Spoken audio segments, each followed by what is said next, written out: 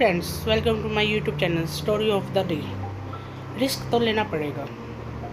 एक लड़का इतना गरीब था कि वह हर रोज़ खाने के लिए भटकता और कहीं ना कहीं से खाना इकट्ठा करता था, पर हर रोज़ उसका खाना गायब हो जाता था।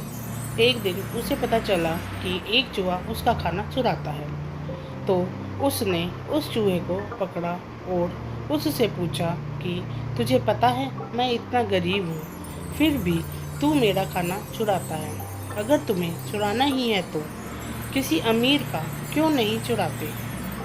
तो वह चूहा बोला कि तेरी किस्मत में जो कुछ चीज़ें लिखी हैं तुम्हें वही मिलेगा, भले तू कितनी भी कोशिश कर ले, भले तू कितना भी धन इकट्ठा कर ले, उससे अपने पास नहीं रख सकता।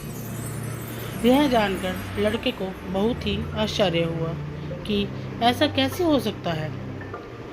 तो चूहे ने कहा कि अगर तुझे जानना ही है कि तेरी किस्मत में क्या लिखा है, तो भगवान बुद्ध के पास जाना पड़ेगा। वही तुम्हें बता सकते हैं कि तुम्हारी किस्मत में क्या लिखा है। इसलिए वह लड़का भगवान बुद्ध से मिलने के लिए निकल पड़ा। चलते चलते बहुत रात हो गई थी, इसलिए रास्ते में उसे एक हवेली दिखी। उसने उस घर वालों से एक रात रहने के लिए इजाज़त मांगी। उसे इजाज़त मिल भी गई। हवेली वालों ने लड़के से पूछा कि वो इतनी रात को कहाँ जा रहा है। तो उसने कहा कि मैं बुद्ध के पास जा रहा हूँ, अपनी किस्मत के बारे में पूछने के लिए। तो हवेली वालों ने कहा कि क्या तुम भगवान बुद्ध से हमारा भी एक सवाल पूछोगे।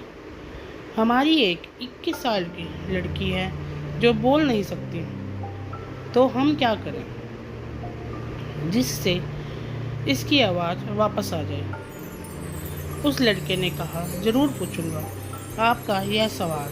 और उसने उनको धन्यवाद कहा और सुबह वहाँ से निकल पड़ा। आगे रास्ते में बहुत बड़े बड़े बर्फ़ के पहाड़ थे। वह बड़ी मुश्किल से पहाड़ पर चढ़ा तो उसे वहाँ एक जादूगर मिला। उसने उस लड़के से पूछा कि वह कहाँ जा रहा है। तो उसने कहा कि भगवान बुद्ध के पास जा रहा हूँ, अपनी किस्मत के बारे में पूछने के लिए। तो जादूगर ने कहा कि क्या तुम भगवान बुद्ध से मेरा भी यह सवाल पूछोगे। मैं हजारों सालों से तपस्या कर रहा हूँ ताकि मैं स्वर्ग जा सकूँ, और मेरे हिसाब से अब तक तो मुझे स्वर्ग में चले जाना चाहिए। तो मैं स्वर्ग में जाने के लिए क्या करूँ। लड़के ने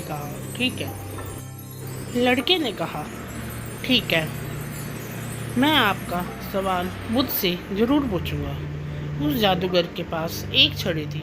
वह इस छड़ी की मदद से उस लड़के को बर्फ़ के पहाड़ के उस पार पहुंचा दिया। जब वह आगे बढ़ा तो उसके सामने बहुत बड़ी चुनौती थी। वह बहुत बड़ी नदी थी जो वह खुद नहीं पार कर सकता था। तभी उसकी मुलाकात विशालकाय कछुए से हुई।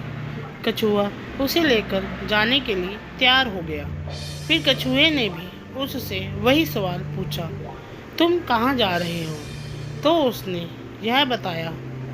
कछुए ने भी एक सवाल पूछने के लिए कहा, मैं 400 साल से ड्रैगन बनने की कोशिश कर रहा हूँ, पर अभी तक नहीं बन पाया। तो मैं ऐसा क्या करूँ जिससे मैं ड्रैगन बन जाऊँ। लड़के ने कहा, मैं आपका सवाल ज़रूर पूछूंगा। कछुए ने लड़के को अपनी पीठ पर बिठाकर नदी से पार पहुंचाया।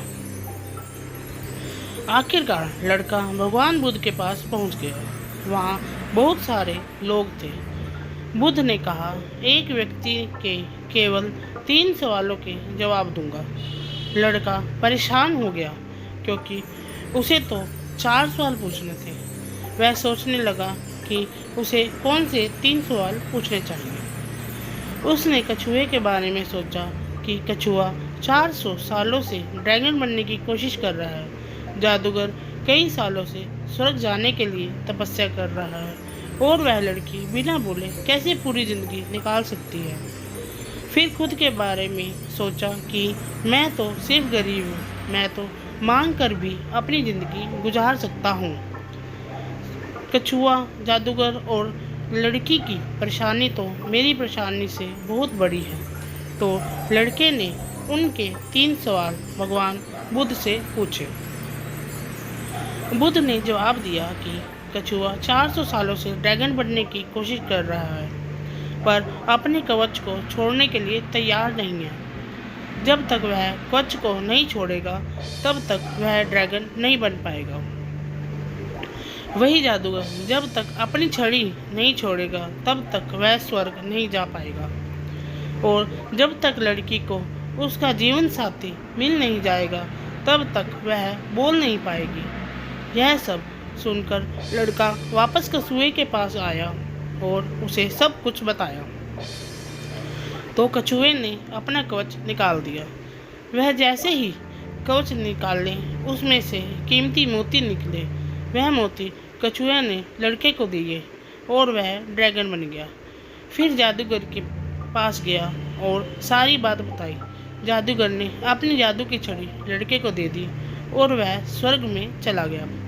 उसके बाद लड़का जैसे हवेली में गया जहाँ उसने रात गुजारी थी। जब वह वहाँ गया और सारी बात उन घर वालों को बताई, तो उन्होंने उस लड़की की शादी उस लड़के से कर दी। लड़की बोलने लगी। इस तरह लड़के के पैसे, पावर और एक खूबसूरत जीवन साथी मिल गई। जीवन में कुछ पाने के लिए कुछ देना पड़ता है। जब जादूगर ने छड़ी दी तो उसे स्वर्ग मिल गया। वैसे ही जीवन में कुछ बड़ा करने के लिए अपनी सुविधा क्षेत्र से बाहर आना होता है। पानी का जहाज सबसे ज़्यादा किनारे पर ही होता है, पर जहाज किनारे के लिए नहीं बना, वह बीच समुद्र में लहरों को चीरते हुए आगे बढ़ने के लिए बना है। इसलिए जीवन में कुछ बड़ा करने के लिए रिस्क तो लेना ही पड़ेगा। दोस्तों, आपको मेरी कहानी कैसी लगी? प्लीज़ लाइक करें और कमेंट करें। अगर आपने अभी तक सब्सक्राइब नहीं किया तो प्लीज़ सब्सक्राइब करें। Thank you.